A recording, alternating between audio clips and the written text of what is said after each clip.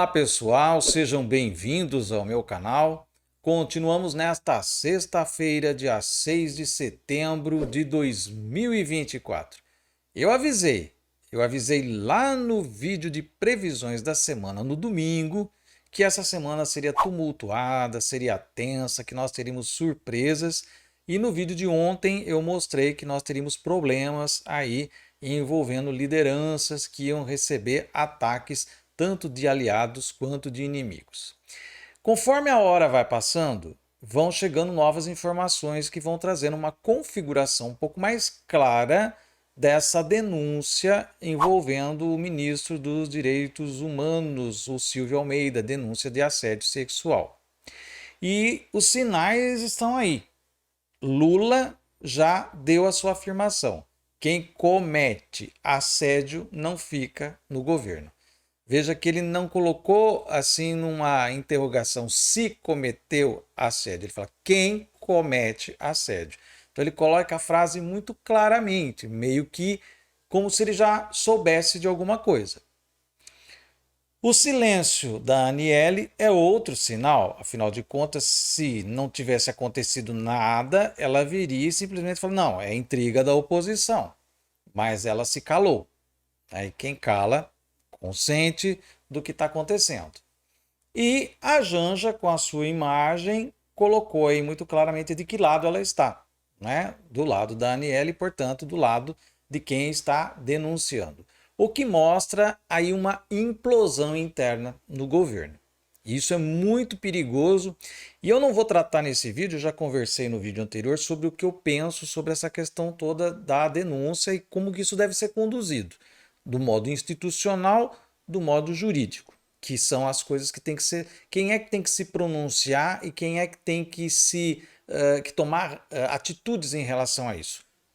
O lado institucional, e isso cabe ao presidente Lula e todos os envolvidos nessa questão, tá? E a justiça, que vai levar isso a cabo, as investigações, e no caso de comprovada aí a denúncia de assédio, o ministro seja punido por essas questões todas. Mas o fato é que os sinais do Lula, da Aniele e da Janja já demonstram que o ministro já caiu.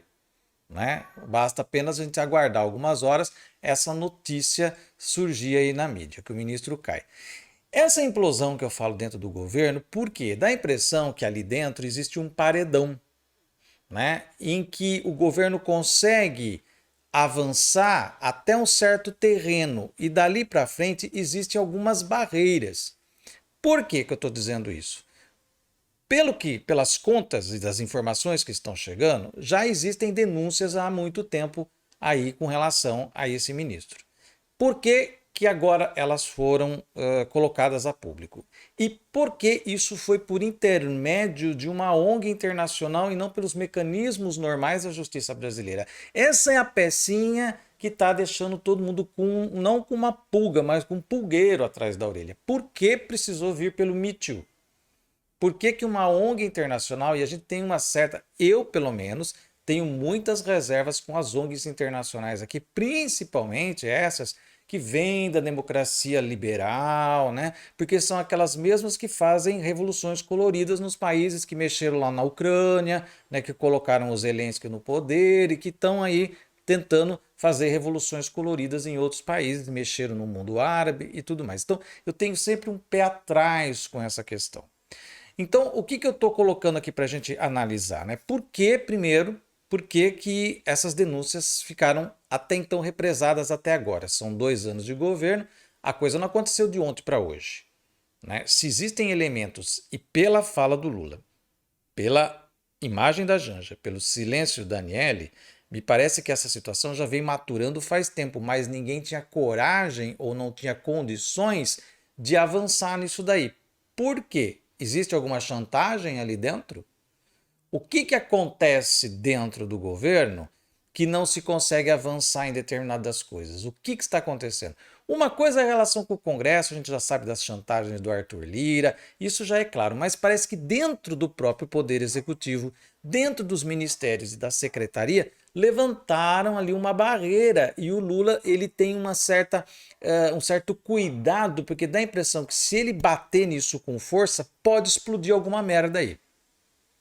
E isso é o que deixa a gente assim preocupado. O que é que tem aí? O que é que pode explodir a partir daí?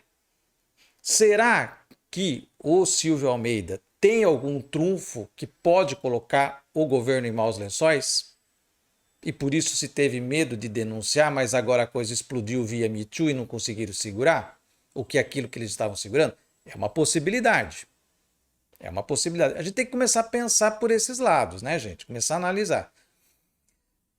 Às vezes, eu já vivi uma situação assim, num ambiente de trabalho, onde tinha uma pessoa que também usava do fato de ser negra e tudo mais, que tudo que se falasse ou fizesse seria racismo. Então a gente tinha medo até de falar bom dia, porque dependendo da entonação do bom dia, o cara podia correr lá e falar, fazer um boletim de racismo contra você. É aquela pessoa que já estava armada nessa situação. E como ela exercia um cargo de liderança, de poder nesse ambiente, ela fazia acontecer porque ela se blindava com isso, né? Então ela humilhava, ela provocava assédio moral, perseguições das mais diversas, pintava e bordava, e mesmo que você chegasse até o superior e falasse: olha, está acontecendo isso, não, não, desconversava e deixava por isso mesmo. Como se, não porque o superior estivesse passando pano ou concordasse, porque parece que tinha medo, parece que tinha alguma coisa que, se ele fizesse algo, algo ia voltar-se contra ele. Como se houvesse aí uma espécie de chantagem ou coisa do tipo. A gente estava percebendo isso até que houve um deslize por parte desse assediador moral, né? E aí foi a chance para botar ele para fora, né? Então, assim, aí que está essa questão. Me parece que cozinharam o galo até então porque não podiam fazer a ação que queriam fazer porque tinham medo de alguma represália. Essa é a leitura que eu estou fazendo. Eu posso estar redondamente enganado. Posso estar redondamente enganado. Mas é a leitura que eu estou fazendo no momento. Porque senão essas denúncias já teriam explodido lá atrás quando elas começaram a surgir. Então explodiu agora. Por quê? Porque veio uma denúncia de fora, então agora se aproveita o momento, abre-se a possibilidade de se tirar um indivíduo que parece que estava gerando problema ali. Porque parece que perseguia, parece que cometia assédio moral, né, esculachos e coisas. Pelo menos essas informações vêm de pessoas próximas que trabalham ali no Ministério dos Direitos Humanos. Tudo isso precisa ser averiguado. Se tudo isso é verdade, se tudo isso é mentira, aonde tem exagero, onde não tem. Agora, a grande questão é que existe um princípio constitucional da transparência do serviço público, né? Nós elegemos esses representantes, eles vão lá, são escolhidos pelos nossos eleitos, e precisa ter transparência. É dinheiro público e é a vida do brasileiro sendo conduzida por essas pessoas. Então, se é fato que nós temos um ministro que se valeu de algum tipo de blindagem, de algum tipo de cobertura, para cometer assédios dentro do palácio, dos palácios governamentais, dos ministérios, isso é algo muito sério, porque vai respingar, gostando a gente ou não, querendo ou não, vai respingar em cima do governo e da figura do Lula. Por que que ele se aquietou? Por que que ele silenciou? Ele não sabia? Pela fala dele, dá a impressão que já sabia. E por que que não seguiu adiante? Né? Deixou com que a Janja tomasse a frente nesse processo, junto com a Aniele. Por quê? O que que tem por trás dessa situação? A gente tem o direito de fazer essas questões, esses questionamentos. Né? Por mais que eu apoie o governo Lula, vote no Lula, mas a gente tem que começar a analisar o que é que está acontecendo ali dentro. Tem um problema aí. E esse problema precisa ser encarado de frente, porque tudo aquilo que a gente não encara de frente vira um monstro e nos engole. No momento em que a extrema-direita está aí, né, salivando, se preparando para fazer sua intentona nazi-fascista, número sei lá quanto que eles vão fazer lá na Avenida Paulista. Né? Então, é muito sério. A situação é de fragilidade, de perigo, de cuidados. E quando a gente olha para a questão astrológica, e agora vamos enveredar já para a parte astral, é perigoso, porque no mapa do Brasil estão se configurando questões muito sérias aí. Vou mostrar para vocês o que vai acontecer no dia 11 de setembro, aliás, essa data já tem aí uma certa energia ruim, né? No dia 11 de setembro nós vamos ter uma lua crescente, que vai acontecer em Sagitário, e ela pega em cheio a área governamental do país, no mapa do Brasil. Vem chumbo aí. Acompanha aqui comigo.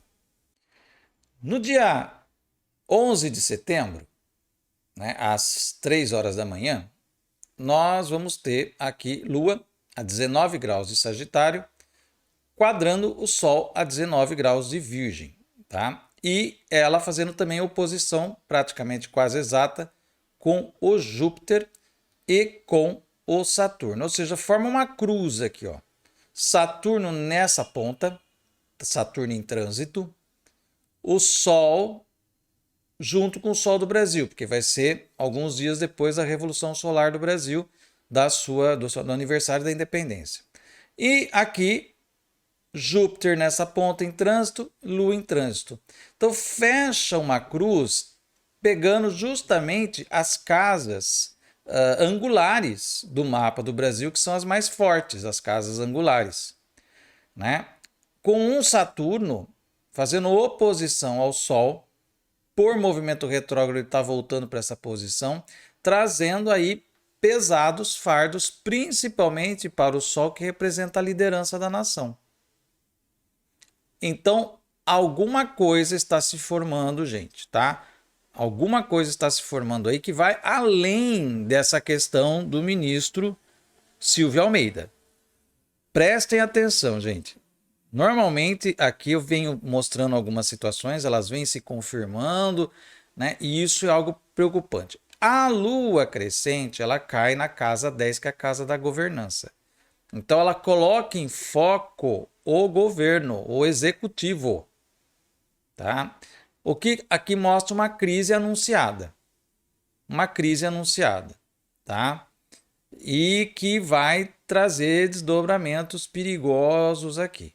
O Sol vai estar passando entre o Sol do Brasil e o Mercúrio, portanto haverá algum anúncio, alguma notícia importante, né? Alguma fala importante que venha a mexer com a questão da nação, né? Além do que esse eixo da Lua em oposição com Júpiter, Júpiter está relacionado às leis do país, está relacionado na astrologia mundial, né? Está relacionado à questão dos tribunais, dos juízes, né?